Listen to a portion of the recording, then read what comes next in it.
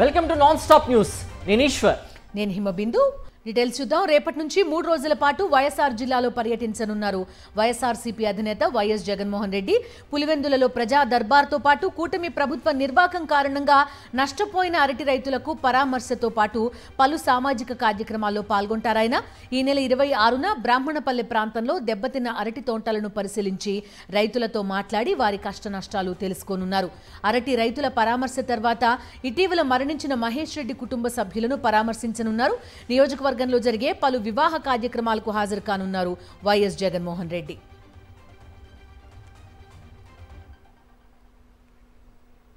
కావలి మాజీ ఎమ్మెల్యే రామిరెడ్డి ప్రతాప్ రెడ్డి త్వరగా కోలుకోవాలని ఆకాంక్షించారు వైఎస్ఆర్సీపీ అధ్యక్షుడు YS Jaganmohan Reddy. Bypass surgery చేయించుకున్న ప్రతాప్ రెడ్డి అన్న త్వరగా కోలుకోవాలంటూ ట్వీట్ చేశారు.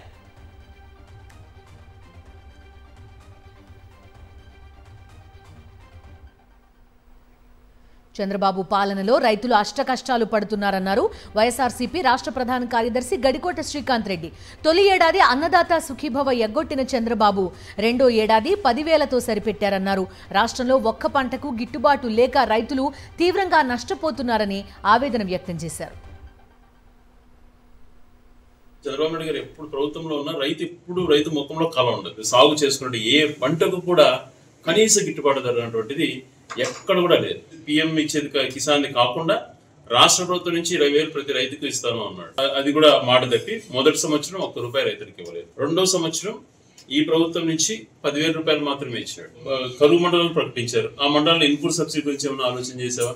ఎందుకు నువ్వు ఇంతవరకు 1 ఎకరా కూడా ఇన్పుట్ సబ్సిడీ లేకపోయినా? రైతులకు గత ప్రభుత్వమే ఇన్సూరెన్స్ పే చేసేది, అది తీసేసావు. పోలవరం నియోజకవర్గంలో డిప్యూటీ సీఎం పవన్ కళ్యాణ్కు ప్రజల నుంచి నిరసన సెగ వ్యక్తమైంది. రహదారులు అధ్వానంగా ఉన్నాయంటూ గ్రామస్తులు నిలదీశారు. విద్యార్థులతో కలిసి తల్లిదండ్రులు ఆందోళనకు దిగారు. గెలిచాక తమ సమస్యలు గాలి కొదిలేశారని ఆగ్రహం వ్యక్తం చేశారు. గవరవరం నుండి ఎర్రంపేట ప్రయాణించే రోడ్లు పాడైపోయాయని, వెంటనే తమ సమస్య పరిష్కరించాలని ఆందోళన వ్యక్తం చేశారు. రోడ్లు బాగోలేకపోవడంతో తమ గ్రామాలకు అంబులెన్స్ కూడా రావడం లేదని ఆవేదన వ్యక్తం చేశారు. ఆందోళనకారులు పోలీసుల మధ్య తోపులాట జరిగింది.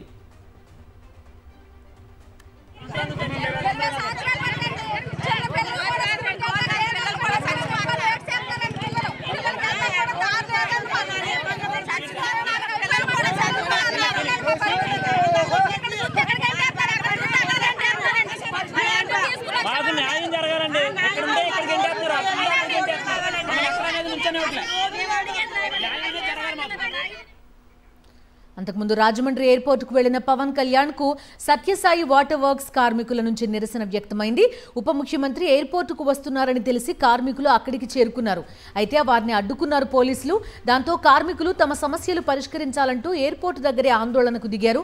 తమకు 20 నెలల జీతాలు చెల్లించాలని, యాజమాన్యం 34 నెలలుగా ఈఎస్ఐ, పీఎఫ్ చెల్లించలేదని వాపోయారు. ప్రస్తుతం సత్యసాయి తాగునీరు పంపింగ్ మూతబడిందని ఆవేదన చెందారు. తమ సమస్యల పరిష్కారానికి డిప్యూటీ సీఎం స్పందించాలని ప్లకార్డు ప్రదర్శించారు. అయితే పవన్ కళ్యాణ్ కార్మికుల ఆందోళనను పట్టించుకోకుండా వెళ్లిపోయారు.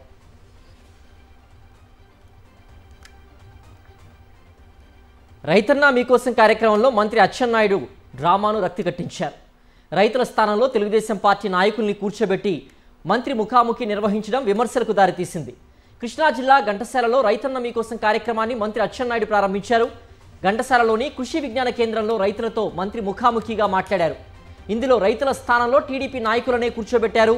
ఘంటసాల పిఎస్సిఎస్ చైర్మన్గా ఉన్న టీడీపీ నేత బండి పరాత్మరావు, అలాగే మరో టీడీపీ నాయకుడు భార్య అయినపూడి యశోధర, కూతురు దోనేపూడి విజయలక్ష్మిలను రైతుల్లా కూర్చోబెట్టి మంత్రి అచ్చెన్నాయుడు షో చేశారు. రైతులతో నిర్వహించాల్సిన ముఖాముఖి కార్యక్రమాన్ని అధికార టీడీపీ నాయకులతోనే అమాత్యుడు కానిచ్చేయడం చూసి రైతులు ముక్కున వేలేసుకున్నారు. మంత్రి తీరుపై విమర్శలు గుప్పించారు. చంద్రబాబు పాలనలో రైతులు గిట్టుబాటు లేక అవస్థపడుతున్నారని మండిపడ్డారు. మాజీ మంత్రి శైలజనాథ్ రాష్ట్రంలో రైతుల జీవితాలు అతలాకుతలమవుతున్నాయని, చంద్రబాబు ప్రత్యేక విమానాల నుంచి కిందికి చూస్తే అది కనిపిస్తుందన్నారు. చంద్రబాబు ఎప్పుడు అధికారంలోకి వచ్చినా రైతులకు అవస్థలు తప్పవన్నారు. చంద్రబాబు నాయుడు గారు ఒక్కసారి మీరు తిరిగే ఆ ప్రత్యేకమైన విమానాల నుంచి కిందికి చూడమని కోరుతా ఉన్నా. నేను ఆంధ్రప్రదేశ్ రాష్ట్రంలో రైతుల జీవితాలు అతలాకుతలమైపోతూ ఉన్నాయి. వ్యవసాయ రంగం బుగ్గిపాలవుతూ ఉంది. మీలాగా రాజశేఖర రెడ్డి గారు చెప్పినట్లు 2 ఎకరాలతో ఒక పెద్ద సామ్రాజ్యాన్ని నిర్మించడం పాపం వాళ్ళకు కూడా అప్పుడే నేర్పించుంటే బాగుండేది. ఇప్పుడు మీరు వచ్చినా సరే రైతులకు ద్రోహం చేయడం తప్ప, రైతాంగాన్ని తొక్కేయడం తప్ప, వ్యవసాయం దండుగాని చెప్పడం తప్ప మీరు ఇంకో కార్యక్రమాన్ని చేయరు. గూగుల్ డేటా సెంటర్పై చంద్రబాబు ప్రభుత్వం ప్రజలకు వాస్తవాలు చెప్పడం లేదన్నారు సిపిఎం పొలిట్ బ్యూరో సభ్యులు బివి రాఘవులు. డేటా సెంటర్తో ఎంతమందికి ఉపాధి వస్తుందో చెప్పాలన్నారు.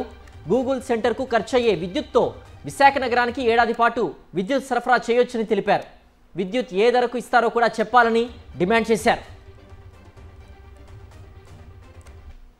ఇక గూగుల్ సెంటర్కి సంబంధించి కూడా మనకు వాస్తవాలు చెప్పడం లేదు. వాస్తవంగా ఈ గూగుల్ సెంటర్కి విద్యుత్ ఎంత ఖర్చు అవుద్దంటే ఆ విద్యుత్తుని విశాఖపట్నం నగరానికి 1 సంవత్సరం పాటు ఉచితంగా విద్యుత్ ఇచ్చేంత ఖర్చు దానికి అవుద్ది.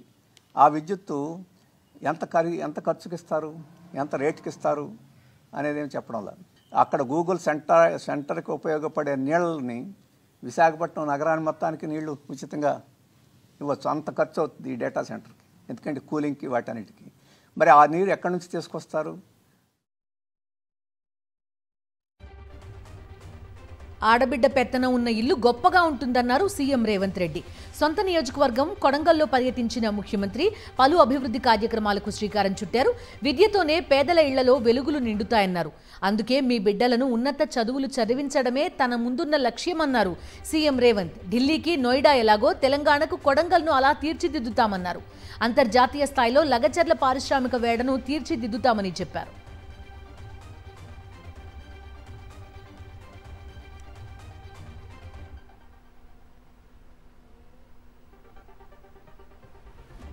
సీఎం రేవంత్ రెడ్డి సొంత నియోజకవర్గం కొడంగల్లో పర్యటించారు. అక్షయ పాత్ర కిచెన్ను పరిశీలించారు. పలు అభివృద్ధి కార్యక్రమాలకు శంకుస్థాపనలు చేశారు.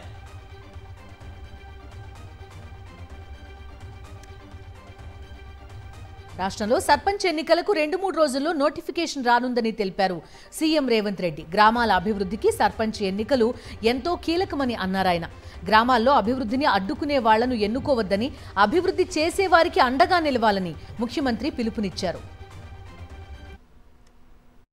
నాకు తెలిసి రాబోయే 3-4 రోజుల్లోనే రాష్ట్ర ఎన్నికల సంఘం సర్పంచ్ ఎన్నికల్ని నిర్వహించబోతుందని నాకు సమాచారం ఉన్నది. ఈ వేదిక మీద నుంచి మా మిత్రులకు ప్రతి గ్రామంలో మంచోళ్లను సర్పంచులుగా ఎన్నుకోండి. మన నియోజకవర్గాన్ని అభివృద్ధి చేసుకుందాం. అభివృద్ధిని అడ్డుకునేటోళ్ళని సర్పంచులను చేయకండి. అభివృద్ధికి సహకరించి నా దగ్గర వచ్చి కూర్చొని ఏమి కావాలనో అడిగి గ్రామంలో ఇంటింటికి సంక్షేమ పథకాలను అందించడమే కాకుండా ప్రతి గ్రామానికి రోడ్డు ఉండాలి, గుడి ఉండాలి, బడి ఉండాలి, తాగడానికి నీళ్ళ ట్యాంక్ ఉండాలి, ప్రతి పేదవాడికి ఇందిరమ్మ ఇల్లు అందాలి, ప్రతి పేద అక్కకు చెల్లెకు ఈనాడు మనం పెడుతున్న సారే చీర ఆడబిడ్డలకు చేరాలి. రేపు సర్పంచ్ ఎన్నికలు అత్యంత కీలకం.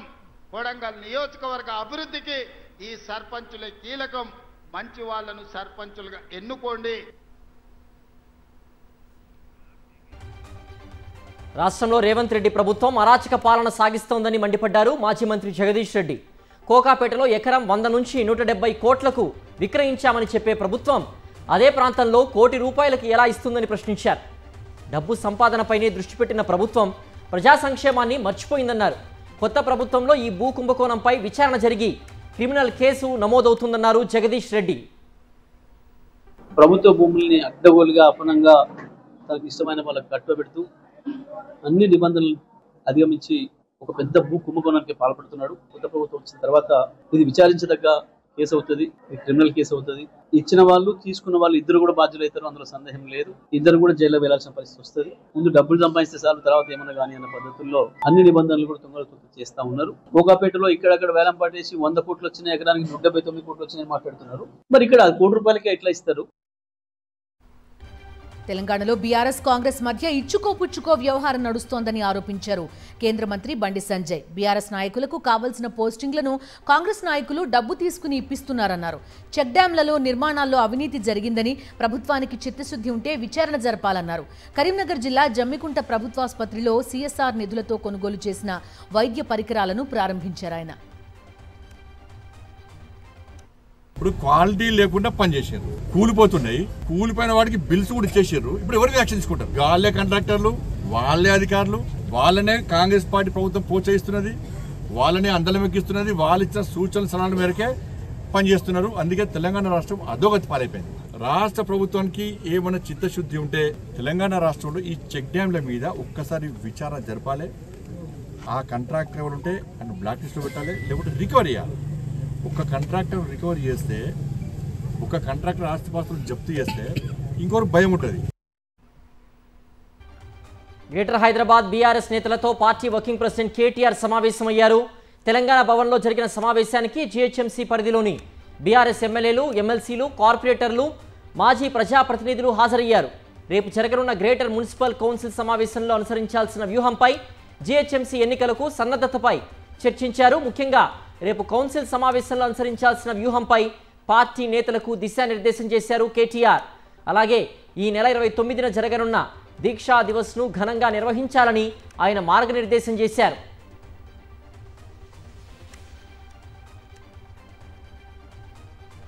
తెలంగాణలో ఫిరాయింపు ఎమ్మెల్యేల కేసు వేగవంతమైన వేళ స్టేషన్ గన్పూర్ శాసనసభ్యుడు కడియం శ్రీహరి కీలక వ్యాఖ్యలు చేశారు.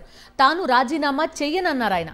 తన రాజీనామా ఉప ఎన్నిక గురించి ఆలోచించొద్దని పార్టీ శ్రేణులను కోరారు. స్పీకర్ నిర్ణయం తర్వాత తన కార్యాచరణ ప్రకటిస్తానన్నారు కడియం శ్రీహరి. ప్రస్తుతం నా ఎన్నికల గురించి ఆలోచించకండి, నా రాజీనామా గురించి ఆలోచించకండి.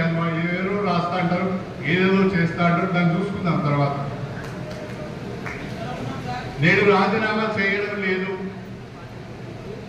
స్పీకర్ గారు ఏ నిర్ణయం తీసుకుంటారో వారి నిర్ణయం తర్వాత నా కార్యాచరణ ప్రణాళిక ఉంటుంది. ఏ నిర్ణయం అయినా నియోజకవర్గ ప్రజల ఆశీర్వాదం ఉన్నది, మీ అందరి సహకారం ఉన్నది. ఉయ్యాలవాడ నరసింహారెడ్డి 219వ జయంతి సందర్భంగా వైఎస్ఆర్సీపీ అధినేత వైఎస్ జగన్మోహన్ రెడ్డి నివాళులర్పించారు. ఉయ్యాలవాడ నరసింహారెడ్డి ఆంగ్లేయులపై తిరుగుబాటు జెండా ఎగురవేశారని గుర్తు చేశారు. బ్రిటిష్ వ్యతిరేక పోరాటానికి నాంది పలికిన స్వాతంత్ర సమరయోధుడు, మన తెలుగు వీరుడు ఉయ్యాలవాడ నరసింహారెడ్డి అని కొనియాడారు. ఆయన ధైర్య సాహసాలు, త్యాగస్ఫూర్తి చిరస్మరణీయమన్నారు. మహావీరుడి పేరు స్మరించుకుంటూ ఓర్వకల్లు ఎయిర్పోర్టుకు ఉయ్యాలవాడ నరసింహారెడ్డి పేరు పెట్టుకోవడం మనందరికీ గర్వకారణమని తెలిపారు వైఎస్ జగన్.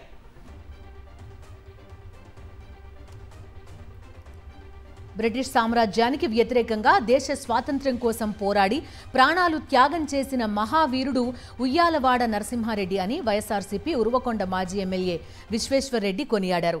ఉయ్యాలవాడ నరసింహారెడ్డి జయంతిని పురస్కరించుకుని అనంతపురంలోని ఆర్ట్స్ కళాశాల వద్ద ఉన్న ఆయన విగ్రహానికి విశ్వేశ్వర్రెడ్డితో పాటు పలువురు నేతలు నివాళులర్పించారు. కార్యక్రమంలో రెడ్డి సంఘం నాయకులు పెద్ద ఎత్తున పాల్గొన్నారు. ఉయ్యాలవాడ నరసింహారెడ్డి స్ఫూర్తితో యువత మెలగాలని విశ్వేశ్వర్రెడ్డి కోరారు.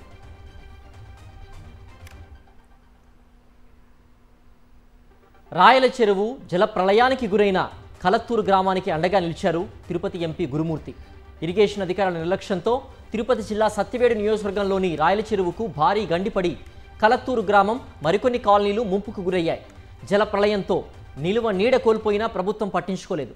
వందల సంఖ్యలో పశువులు కూడా మరణించాయి. వరద బాధితులకు తక్షణ సాయం కింద 20 లక్షలతో నిత్యావసర సరుకులు, ఆహార పదార్థాలు పంపిణీ చేశారు. తక్షణ సాయం కింద ఒక 20 లక్షలు వైఎస్ జగన్మోహన్ రెడ్డి గారి ఆదేశాల మేరకు ఇవ్వడం జరిగింది. తర్వాత కూడా పూర్తిగా వైఎస్ఆర్ కాంగ్రెస్ పార్టీకి సంబంధించినటువంటి అధినాయకుడి యొక్క ఆదేశాల మేరకు ఎంపీ లడ్స్ కూడా 1 కోటి రూపాయలు అదనంగా మళ్ళీ కేటాయించి పూర్తి సహాయ సహకారాలు అందించాలని గౌరవ మాజీ ముఖ్యమంత్రి వైఎస్ జగన్మోహన్ రెడ్డి గారు ఆదేశించడం జరిగింది.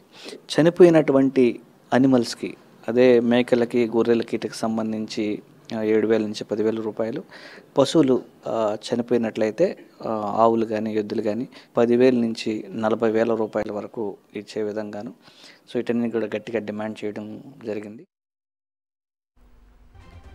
కర్నూలు జిల్లా ఆలూరు నియోజకవర్గంలోని చిప్పగిరి మండలంలో టీడీపీ, కాంగ్రెస్ పార్టీలకు చెందిన 70 కుటుంబాలు వైఎస్ఆర్సీపీలో చేరాయి. ఆలూరు వైఎస్ఆర్సీపీ ఎమ్మెల్యే విరూపాక్షి సమక్షంలో వీరంతా పార్టీలో చేరారు. చింతకుంట గ్రామానికి చెందిన కమ్మ సామాజిక వర్గానికి చెందిన 30 కుటుంబాలు కూడా ఇందులో ఉన్నాయి. టీడీపీలో తమకు ఎలాంటి ప్రాధాన్యత లేదని, అందుకే వైఎస్ఆర్సీపీలో చేరుతున్నామని వారు ప్రకటించారు. 30 కుటుంబాలు మన టీడీపీ నుంచి మన వైసీపీ పార్టీలో ఈరోజు మనకి నడవడికలు మెచ్చుకొని మా టీడీపీలో అసలు మాకేం ప్రాధాన్యత లేదు, అక్కడ ఎవరు పట్టించుకునే లేరు అనే విధంగా ఈరోజు మన వైసీపీ పార్టీలోకి వచ్చి మన కండువా మన ద్వారా నా ఆధ్వర్యంలోన కండువా కప్పుకునే దానికి వాళ్ళకి చాలా కృతజ్ఞతలు తెలుపుతున్నాము. అదేవిధంగా ఎందుకంటే అధికార పార్టీ నుంచి మన ప్రతిపక్ష పార్టీకి వచ్చినారంటే చాలా వీడానుకోలే. హైదరాబాద్లో పలు చోట్ల ఈడీ సోదాలు జరిగాయి. జనప్రియ గ్రూప్, రాజా డెవలపర్స్పై ఈడీ అధికారులు దాడులు నిర్వహించారు. జైత్రి ఇన్ఫ్రాస్ట్రక్చర్స్, గాయత్రి హోమ్స్, సత్యసాయి, శివసాయి కన్స్ట్రక్షన్స్పై ఈడీ సోదాలు జరిగాయి. ప్రీ లాంచ్ పేరుతో మోసాలకు పాల్పడ్డారని ఆరోపణలు ఉన్నాయి. 60 కోట్లు వసూలు చేసినట్లు అభియోగాలు ఉన్నాయి. జైత్రి ఇన్ఫ్రాస్ట్రక్చర్స్ ఎండీ కాకర్ల శ్రీనివాస్ పరారీలో ఉన్నారు. రియల్ ఎస్టేట్ రంగంలో అక్రమ నగదు చెలామణి, మనీ లాండరింగ్ అనుమానాల నేపథ్యంలో ఈ దాడులు జరిగినట్టు తెలుస్తోంది. అక్రమ మైనింగ్ కేసులో పటాన్చెరు ఎమ్మెల్యే గూడెం మహిపాల్ రెడ్డి సోదరుల ఆస్తులను ఈడీ అటాచ్ చేసింది. Santosh sand and granite supplies కి చెందిన 80 కోట్ల రూపాయల ఆస్తులను అటాచ్ చేసింది. 300 కోట్ల అక్రమ మైనింగ్ కేసులో సోదాలు నిర్వహించిన ఈడీ అనుమతి లేని చోట మైనింగ్ చేపట్టినట్టుగా గుర్తించింది. అక్రమ మైనింగ్ ద్వారా వచ్చిన ఆదాయంతో ఆస్తులు కొని బినామీ పేర్ల మీద రిజిస్టర్ చేసినట్టు గుర్తించారు.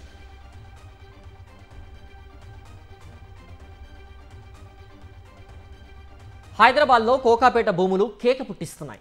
కోకాపేట భూములకు మరోసారి రికార్డు ధర పలికింది. ఎకరం స్థలానికి ఏకంగా 137 కోట్లు పైగా ధర పలికింది. ప్లాట్ నెంబర్ 17, 18 స్థలాలకు ఈ వేల నిర్వహించారు. ప్లాట్ నెంబర్ 17లో 4.59 ఎకరాలు, ప్లాట్ నెంబర్ 18లో 5.31 ఎకరాలకు వేల నిర్వహించారు. మొత్తం 9.9 ఎకరాలు 1355 కోట్లకు పైగా ధర పలికింది. ఒక్కో ఎకరానికి ప్రారంభ ధరను హెచ్ఎండిఏ 99 కోట్లుగా నిర్ణయించింది. అయితే అది 137 కోట్లు పలికింది. ఇక్కడ మిగిలిన ప్లాట్లను ఈ నెల 28, డిసెంబర్ 3, 5 తేదీల్లో వేలం వేయనున్నారు. ఐబొమ్మ రవి 5 రోజుల కస్టడీ ఇవాల్టితో ముగిసింది. కోర్టు ఆదేశాలతో ఆయన్ను చెంచల్గూడ జైలుకు తరలించారు పోలీసులు. ఐబొమ్మ రవి కస్టడీ విచారణలో కీలక అంశాలు వెలుగులోకి వచ్చాయి. రవి ఒక్కడే పైరసీ చేసినట్లు గుర్తించారు పోలీసులు. 100 కోట్లకు పైగా సంపాదించినట్లు పోలీసులు గుర్తించినట్టు తెలుస్తోంది.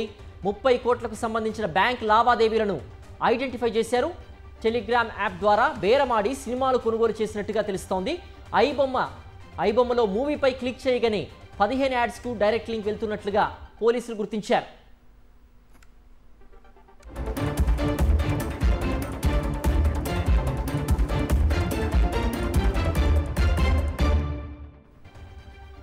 కర్ణాటక కాంగ్రెస్లో కుర్చీలాట తారాస్థాయికి చేరింది. ముఖ్యమంత్రి పీఠం కోసం సిద్ధరామయ్య, డీకే శివకుమార్ పంతం పట్టారు.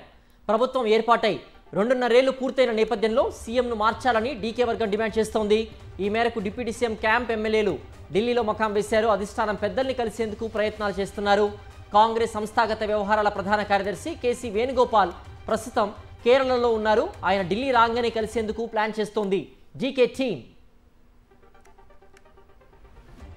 మరోవైపు మొన్నటి వరకు 5 ఏళ్లు తానే సీఎం అన్న సిద్ధు ఒక్కసారిగా స్వరం మార్చారు. ముఖ్యమంత్రి మార్పుపై తుది నిర్ణయం పార్టీ కేంద్ర నాయకత్వంపై ఆధారపడి ఉందని వెల్లడించారు.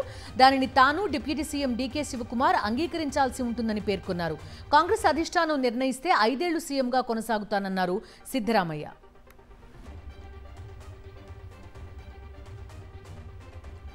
ఆయుధాల విరమణపై మావోయిస్టుల కీలక ప్రకటన విడుదల చేశారు. మహారాష్ట్ర, మధ్యప్రదేశ్, ఛత్తీస్గఢ్ సీఎంలకు లేఖ రాశారు. 3 రాష్ట్రాల్లో కూంబింగ్ నిలిపివేస్తే ఆయుధ విరమణపై తేదీని ప్రకటిస్తామని పేర్కొన్నారు. ఆయుధాలు వీడేందుకు సిద్ధంగా ఉన్నామని స్పష్టం చేశారు. ఫిబ్రవరి 15 వరకు సమయం ఇస్తే లొంగిపోతామని పేర్కొన్నారు మావోయిస్టులు.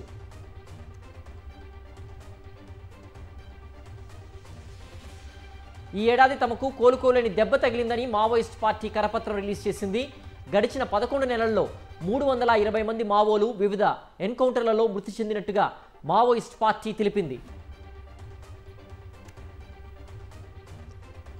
సుప్రీంకోర్టు 53వ ప్రధాన న్యాయమూర్తిగా జస్టిస్ సూర్యకాంత్ ప్రమాణం చేశారు. రాష్ట్రపతి ద్రౌపది ముర్ము ఆయనతో ప్రమాణ స్వీకారం చేయించారు. ప్రధాని నరేంద్ర మోదీ, పలువురు కేంద్ర మంత్రులు, సుప్రీంకోర్టు న్యాయమూర్తులు సహా పలువురు ప్రముఖులు కార్యక్రమానికి హాజరయ్యారు. సీజేఐగా జస్టిస్ బీఆర్ గవాయ్ పదవీకాలం ఆదివారంతో ముగిసింది.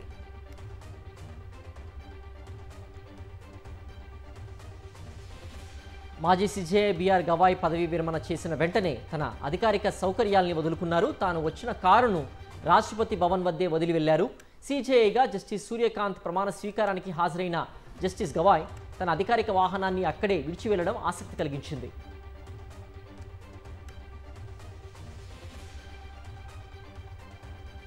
అయోధ్య రామ మందిరం మరో కీలక ఘట్టానికి సర్వాంగ సుందరంగా ముస్తాబైంది. రేపు రామాలయంలో ధ్వజారోహణ వేడుక నిర్వహించేందుకు అన్ని ఏర్పాట్లు పూర్తి చేసింది శ్రీరామ జన్మభూమి తీర్థక్షేత్ర ట్రస్ట్. ప్రధాని నరేంద్ర మోదీ చేతుల మీదుగా ఈ ధ్వజారోహణ జరగనుంది. నిర్మాణం పూర్తి చేసుకున్న రామ మందిర శిఖరంపై ఆయన కాషాయ జెండాను ఎగురవేయనున్నారు. బాలరాముని ప్రతిష్టాపన తర్వాత అత్యంత ప్రతిష్టాత్మకంగా ఈ ధ్వజారోహణ వేడుక నిర్వహిస్తున్నారు. భారత నౌకాదళం అమ్ముల పొదిలో మరో అత్యాధునిక యుద్ధ నౌక చేరింది. మొట్టమొదటి submarine warfare shallow water craft INS Mahe జలప్రవేశం చేసింది. ముంబైలోని నేవల్ డాక్ యార్డ్లో జరిగిన కార్యక్రమంలో army chief general Upendra Dwivedi దీన్ని ఇండియన్ నేవీకి అప్పగించారు. కొచ్చిన్ షిప్ యార్డ్లో నిర్మించిన ఈ ఐఎన్ఎస్ మాహేలో 80% స్వదేశీ సాంకేతికతను వినియోగించారు.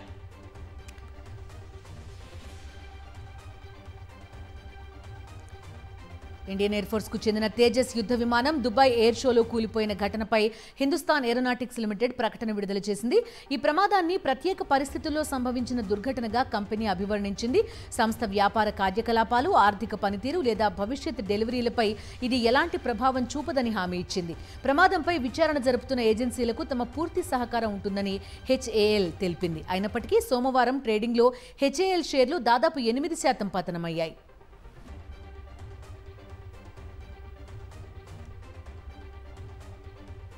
ఉత్తరాఖండ్లో బస్సు లోయలో పడిన ఘటనలో 5 ప్రాణాలు కోల్పోయారు. తెహ్రీ జిల్లాలోని కుంజాపరి ఆలయ సమీపంలో ఈ ప్రమాదం జరిగింది. కుంజాపురి హిండోలకల్ వద్ద బస్సు అదుపు తప్పి 70 మీటర్ల లోతున్న లోయలోకి బోల్తా కొట్టింది బస్సు. ప్రమాద సమయంలో బస్సులో 28 మంది ప్రయాణికులు ఉన్నారు.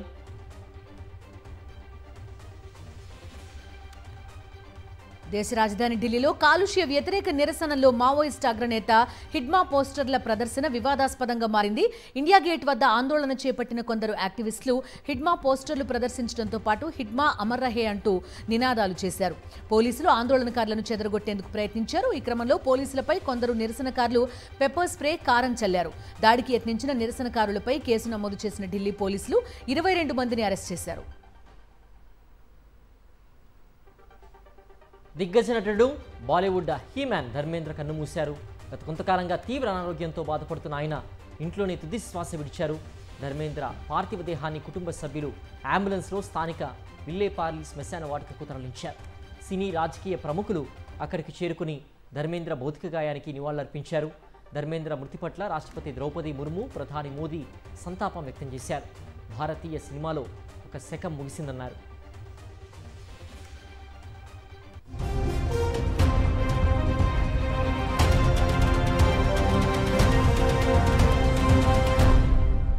మూడేళ్లుగా సాగుతున్న రష్యా ఉక్రెయిన్ యుద్ధాన్ని ముగించేందుకు జెలెన్స్కీపై ఒత్తిడి పెంచుతున్నారు అమెరికా అధ్యక్షుడు డొనాల్డ్ ట్రంప్. ఈ క్రమంలోనే ఉక్రెయిన్ ప్రభుత్వానికి కొంచెం కూడా కృతజ్ఞత లేదంటూ ట్రంప్ చేసిన పోస్ట్ వైరల్గా మారింది. అయితే ట్రంప్ పోస్ట్కు ఉక్రెయిన్ అధ్యక్షుడు జెలెన్స్కీ కూడా జవాబిచ్చారు. జావెలిన్ క్షిపణులు ఇచ్చి ఉక్రెయిన్ ప్రజల ప్రాణాల్ని కాపాడినందుకు అమెరికా ప్రభుత్వానికి ట్రంప్కు ధన్యవాదాలు తెలిపారు. అరుణాచల్ ప్రదేశ్ విషయంలో చైనా తన వక్ర బుద్ధిని మార్చుకోవడం లేదు. భారత ఈశాన్య రాష్ట్రం తమ దేశంలో భాగమంటూ ఓ భారతీయ మహిళపై వేధింపులకు పాల్పడడం చర్చనీయాంశమైంది. షాంఘైలోని ఉడాంగ్ ఎయిర్పోర్ట్లో ప్రేమ వాంగ్జోమ్ అనే మహిళను అడ్డుకున్నారు డ్రాగన్ ఇమిగ్రేషన్ సిబ్బంది. అరుణాచల్ ప్రదేశ్ చైనాలో భాగమని, ఆమె భారత పాస్పోర్ట్ చెల్లదని వేధింపులకు దిగారు. అరుణాచల్ ప్రదేశ్లో పుట్టిన ప్రేమ వాంగ్జోమ్ ప్రస్తుతం యూకేలో నివసిస్తున్నారు. లండన్ నుంచి జపాన్ వెళ్తూ లేవర్లో భాగంగా షాంఘై ఎయిర్పోర్ట్లో ఆగినట్టు ఆమె వెల్లడించారు.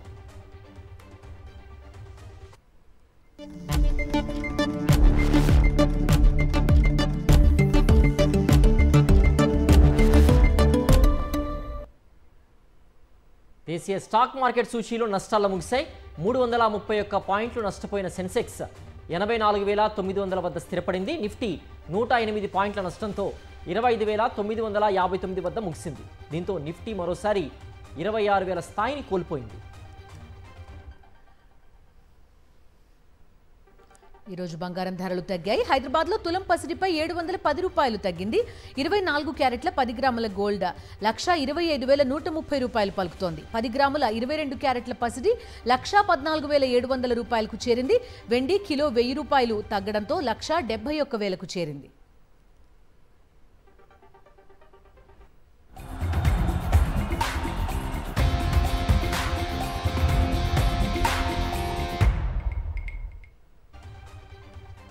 మరోసారి విశ్వ విజేతగా నిలిచింది భారత మహిళా కబడ్డీ జట్టు. ఫైనల్లో చైనీస్ తైపీపై 35-28 తేడాతో విజయం సాధించింది. ఫస్ట్ హాఫ్ సెషన్ వరకు భారత్ 20-16 ఆధిక్యంలో నిలిచింది.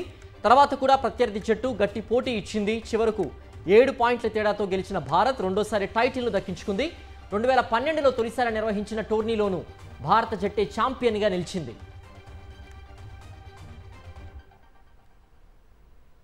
వరల్డ్ ఛాంపియన్గా నిలిచిన భారత మహిళా కబడ్డీ జట్టుకు శుభాకాంక్షలు తెలిపారు వైఎస్ఆర్సీపీ అధ్యక్షుడు వైఎస్ జగన్మోహన్ రెడ్డి. భారతదేశ కీర్తిని మహిళా జట్టు మరింత పెంచి దేశం గర్వపడేలా చేశారంటూ ట్వీట్ చేశారు. క్రమశిక్షణ, దృఢ సంకల్పం, టీం వర్క్ మహిళా జట్టు విజయానికి కారణమని పేర్కొన్నారు. వరుసగా రెండోసారి విశ్వ విజేతగా నిలవడం పట్ల హర్షం వ్యక్తం చేశారు వైఎస్ జగన్. భారత మహిళా క్రికెటర్ స్మృతి మంధాన వివాహంపై సందిగ్ధత నెలకొంది. ఇప్పటికే ఆమె తండ్రి అనారోగ్యం కారణంగా ఆసుపత్రిలో చేరారు. మరోవైపు స్మృతికి కాబోయే భర్త పలాస్ ముచ్చల్ కూడా అనారోగ్యం పాలయ్యారు. నిన్నటి వరకు పెళ్లి సందడికి సంబంధించిన ఫోటోలు, వీడియోలు సోషల్ మీడియాలో పోస్ట్ చేసిన స్మృతి ఇప్పుడు వాటన్నింటినీ డిలీట్ చేసింది.